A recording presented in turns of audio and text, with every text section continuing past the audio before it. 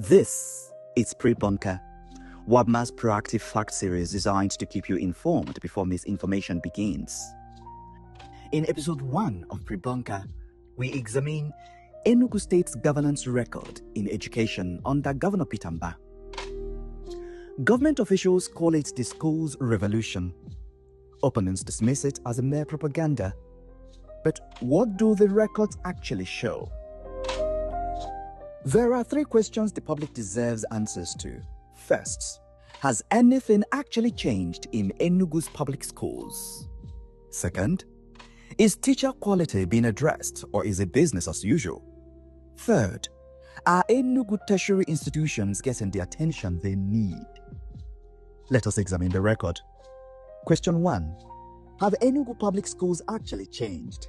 The administration introduced what it calls the Smart Green Schools program, a program covering nursery through JSS 3 across the state. Each school includes digital learning systems, internet-enabled boards and devices, STEM and innovation labs, solar-powered infrastructure, inclusive facilities for students with disabilities.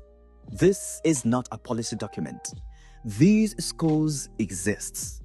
Public visits have taken place including by national figures such as the Nigerian First Lady, Mrs. Oluremi Tinubu, who visited one of the robotics labs during her recent visit to Enugu.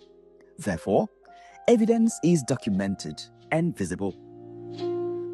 Question 2. Is teacher quality being addressed? In many Nigerian states, the teacher crisis is acknowledged and ignored. So, is it any different in Enugu State? Well, Enugu State established the Center for Experiential Learning and Innovation, CELI. CELI delivers continuous teacher training, digital teaching tools and AI integration, subject-based capacity development, practical, project-based learning methods. This is an institution created specifically to answer the teacher quality question. It did not exist before 2023. It exists now. Question 3. Are tertiary institutions being neglected? The record at 2 key institutions speaks for itself.